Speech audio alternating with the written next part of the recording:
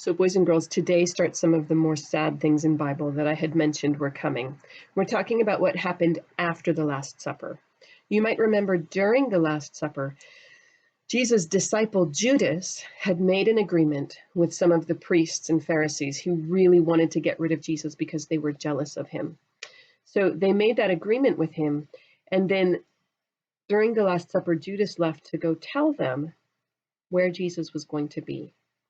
Jesus had a place that he liked to go pray. He spent lots and lots of time praying when he was here on earth. The Bible talks about his miracles, and we talk about his stories and the things he did.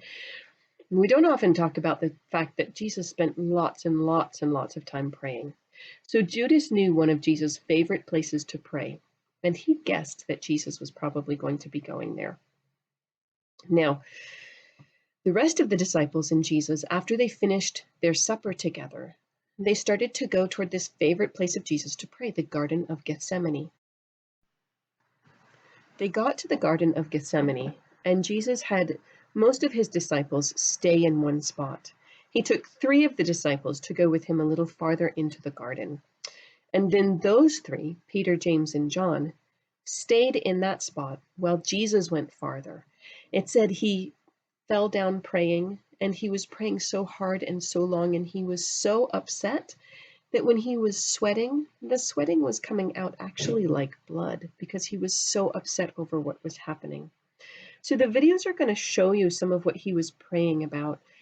And then after Jesus had been praying for a while, he finally said, "If this cup cannot pass from me unless I drink it, then I will do what you ask me to do." Now, it seems strange to us right now, especially with coronavirus, when we're all trying to avoid each other and make sure we don't get sick. But back then it was really common for everybody to share a cup.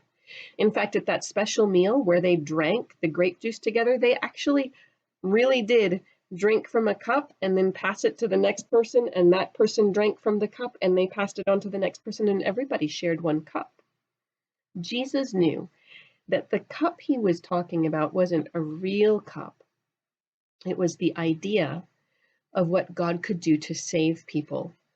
And he knew that that cup that was in front of him was terrible things that were going to happen to him. But when it went to the next person, it was going to save them. So Jesus was praying, I know, I really don't want to do this, but I know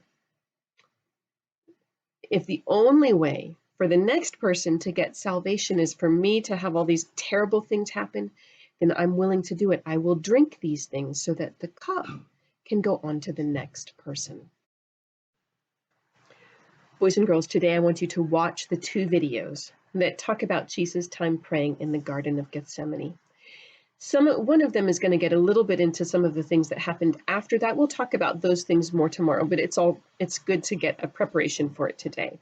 After you watch the 2 videos, I want you to think about what helps you to feel comforted.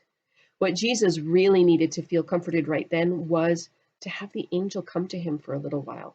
Because what was going to happen after that was going to be really, really horrible. And God knew Jesus needed a little bit of comfort to really build him up and help him to feel strong before he faced all the rest of the terrible things that were going to happen to him.